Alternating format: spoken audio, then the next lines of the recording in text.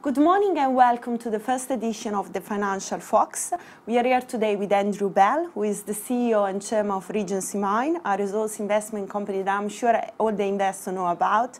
So Andrew, we are going to be grilling you a bit on Regency today after the share price has been rocketing over the last 4 months, after you brought in some very interesting US coal project in the company. So it looks like we have an interesting story now and the company has changed. Yes, I think we do. I think this is the starting point for a new Regency. Okay, would you like to tell us a little bit more about this interesting coal project? Yes, I mean, we got into these coal projects last year because wearing another hat, we're involved with manganese, which is also used in making steel. And our interest wasn't so much the coal that goes into power stations, which is thermal coal, lower BTU. Our interest was in metallurgical coal, which is the coal that's necessary to make steel. If you're making steel and you're not using scrap, you're going to use generally about 750 kilos of coking coal for every ton of steel you produce. So just as you need manganese, which we know all about and we followed the price, you need coal. And the price of coal had been depressed so much at the beginning of last year that the market was shot, psychology was shot, you could pick these assets cheap, and we knew that Trump was going to win. So you have got basically 3 assets. La Rosa, is that right? La Rosa is producing now, and the company is actually bringing revenue. Well, that's quite unique for mining companies. That they always place and they're not bringing any cash back. So that's quite good. So what's your expected revenue? Well, it was always our intention to have revenues. It's just more difficult to do it than to talk about it. And now we have got to that place. And that's really important for us because it means we're not dependent in future on the market for our funding, but we can generate it internally. Of course, in the early stages, to keep our first mover advantage, we'll have to keep on investing probably quicker than we get revenues out. But it's still a vastly better place to be. What revenues we'll be getting? I think the Rosa mine is quite capable of generating, for all the partners, and we have 20%, over $1 million a month, maybe twice that. Yeah. You've got the funding sorted out, but what about the cycle that we're in? The mining sector obviously had a massive turnaround at the beginning of 2016. Do you expect that to continue? Is this another boom period that, as we had at the end of the last decade? Where are we placed on the map? Well, again, I'm going to make the analogy with manganese. Manganese, at the beginning of last year, went down to half the price it had ever been in living memory. It went to a price where nobody in the world, no significant producer could make money. They were all losing. In other words, it was the final exhausted sell-off you get at the bottom of the market. The same thing happened with coal. And there was also the persecution by the Obama administration, which was going to continue with the EPA. He wanted to drive the coal producers out of business, forgetting the fact, I think, that you'd also, by doing that, have been driving the American steel industry out of business, which would have been eventually to drive the American car industry and other things out of business. So it's lucky that he's gone and in the nick of time to save American industry and society. But let's talk a little bit about shareholder value. So is there anything in the pipeline that you can hint at that is going to bring something, good for shareholders after all this placing that, that's been happening over the last couple of years? Look, in the last year, since the beginning of last year, our price has gone up, sort of 2.5 times. And a lot of that, because there was backing and filling last year, a lot of that has occurred this year. So we're significantly up. We're at a penny compared with we were doing placings not even very long ago at 0.4. But that 1 penny is just a starting point. We only still have a market capitalization of £5 or £6 million, which is ludicrously low in relation to our assets.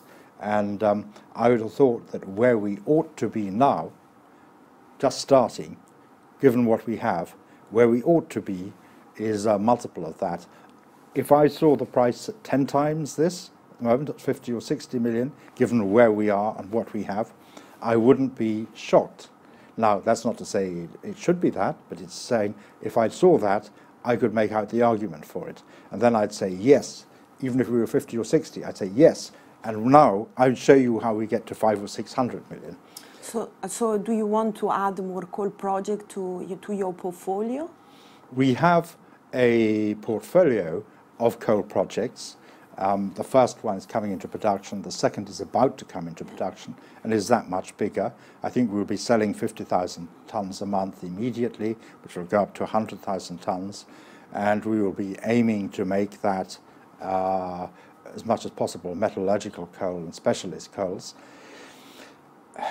I think that looking at those two projects, a third, maybe something else, that will be enough for us. We then have the option of either growing with internal growth or speeding up the process by putting more money in. And if we had run out of ideas for putting more money in and speeding up the process, the other thing that would be very rational to do at this moment would be to consolidate the interest, because we at the moment have 20 and 25% stakes in these things. Only the one that has 25% are we really substantially going to be involved in management. But to buy in more would be a sensible way to go. I just wanted to ask you, stepping away from your particular company, you've been in the market a long time, in the resources space a long time. I've got private investors watching this program now. I mean, are there do you have like 3 golden rules for investing? I mean, you're finding opportunities, you're looking for opportunities and finding them all the time. As far as investing in small caps in the mining area concerned, what are your golden rules for investment? Well, my golden rule in retrospect is that in 2008 to 2010, we saw the Regency price up 30 or 40 times, the Red Rock price up about 60 times. I would have had 2 golden rules there, which is either raise a lot of money when you see such a quick rise in such a short period, because you want to be staying up at that level and you want to find opportunities there. Also, when things have gone up that much, anticipate setbacks, so keep a lot in cash. And thirdly, as a personal shareholder, when you've seen a rise that fast and that much, take a little bit of money off the table. Don't round trip as I did. Shall we talk a little bit about Wholesale now? So where Regency has got 5%, and you are planning to drill Wholesale later in the summer, that's correct? The initial flow rates last year, they were pretty impressive, so that should be, should be also quite good.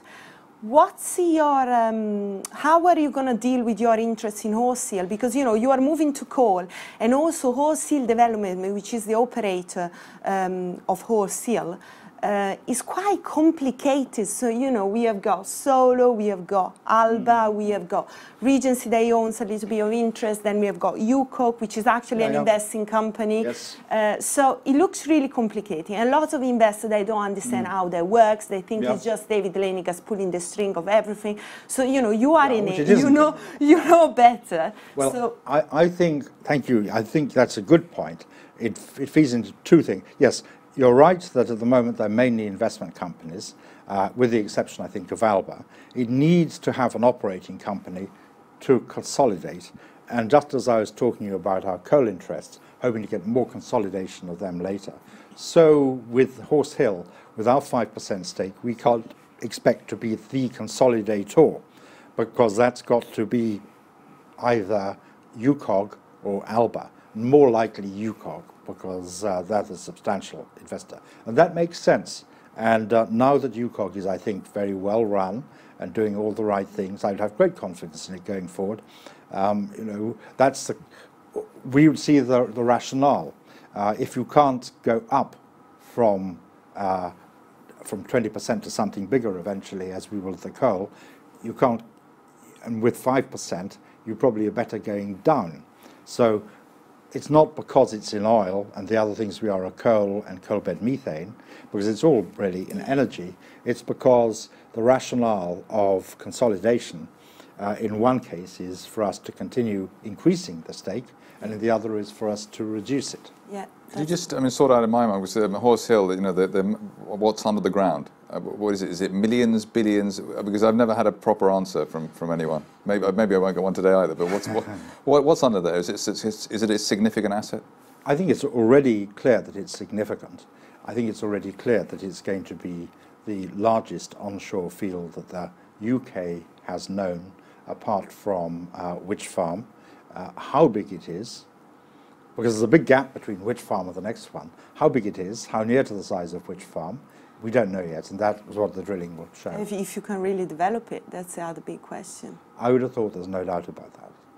So just to finish up, I would like to ask you some personal questions. So how did you get involved in business? And also, what is your best success and your best regret? Well, like most people, I left university, in my case, and I had to find something to do. And I joined an investment bank, having decided not to be a lawyer, which was a possibility that had been mooted.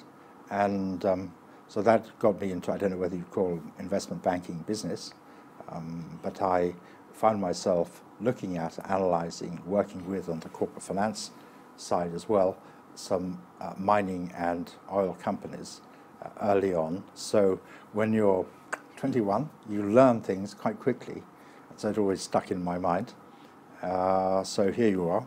I'm back involved in those sectors, which are a little bit interesting because you do get out from behind your desk from time to time. Okay. Your biggest regret? My biggest regret? Too many to mention, but only little ones. Of course, there are always opportunities missed. There are always things you did that you might not have done, given the chance again. But if we look back at our regrets, we forget that we're still alive and there's always hope. Okay, Andrew, thank you very much. And that's all for the first edition of the Financial Fox.